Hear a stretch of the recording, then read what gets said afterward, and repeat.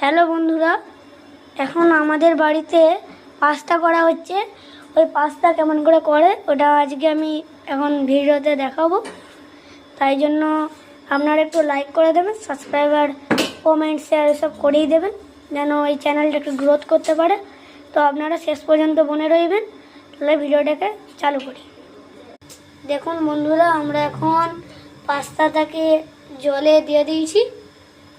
এবারে জলটাকে পুরো একদম ফুটন্ত গরম করতে হবে। দেখো পুরো গ্যাসের উপর বসানো আছে। তখন আরও পরিমাণভাবে এখন পাস্তা দিয়ে দিয়েছি আমরা। এই দেখুন বন্ধুরা, ফোটাতে ফোটাতে একটুখানি নুনও দিতে হবে, দিয়ে কিছুটা এমনিভাবে খুন্তি করে নাড়াতে হবে। এই দেখো সুন্দর একদম ঝাঁক মতো হতে রেখেছে। এই দেখুন বন্ধুরা কেমন টকবক করে ফুটছে।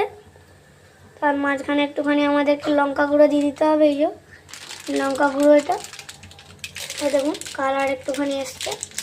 দেখুন কেমন পুরো ফেনার মতো হয়ে গেছে। দেখো পুরো ফুটছে এখন। তারপর এমনি করে নাড়াতে হবে, যেমন করে নাড়ানো হয় এমনি করে নাড়াতে হবে। এই দেখুন বন্ধুরা, এখানে এখন পেঁয়াজ কাটা চলছে। আর আমরা পাস্তাতে পেঁয়াজ দেবো, তাই জন্য পুরো এমনি করে কেটে নিতে হবে, ফাইন ফাইন করে। অত ফাইনও নয়, এমনি করে কেটে নিতে হবে সরু সরু করে একদম পুরো। এই দেখুন বন্ধুরা, পেঁয়াজগুলোকে কত ভালোভাবে কাটা হয়েছে। দেখো এই দেখো পাস্তাটা কেমন একটুখানি হলুদ মতো হয়ে গেছে, কারণ আমরা লঙ্কা গুঁড়ো দিয়েছিলাম বলে। দেখুন পাস্তাটা যত ফুটছে তত সেদ্ধ হয়ে এসেছে, অনেকটাই সেদ্ধ হয়ে গেছে বলতে গেলে। তো এই দেখুন পাস্তাটাকে দেখুন সাইডে কেমন চকচক করছে, মানে অনেকটাই পুরো সেদ্ধ মনে হয়েই গেছে বলতে গেলে। এই দেখুন বন্ধুরা, এই এখন পাস্তাটাকে ছাকা হচ্ছে। এই যে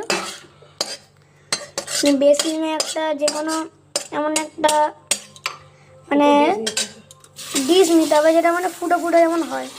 এই দেখো ভালো করে একদম ধোয়া হচ্ছে, পুরো ভালো করে একদম ধোয়া হচ্ছে। পুরো আমি চটকে চটকে পুরো অত চটকালেও আমার মনে আলতো আলতো করে একটু নাড়াতে হবে। এর মধ্যে যে হরড়ানি ভাবটা আছে সেটা কমে যাবে। একটু সাদা তেল মাখিয়ে নিতে, অল্প করে সাদা तेल माखिए निते हैं। तो गाइज आपको अगर ये व्लॉग अच्छा लगा हुआ तो लाइक करिए, सब्सक्राइब करिए। इसका पार्ट 2 आएगा।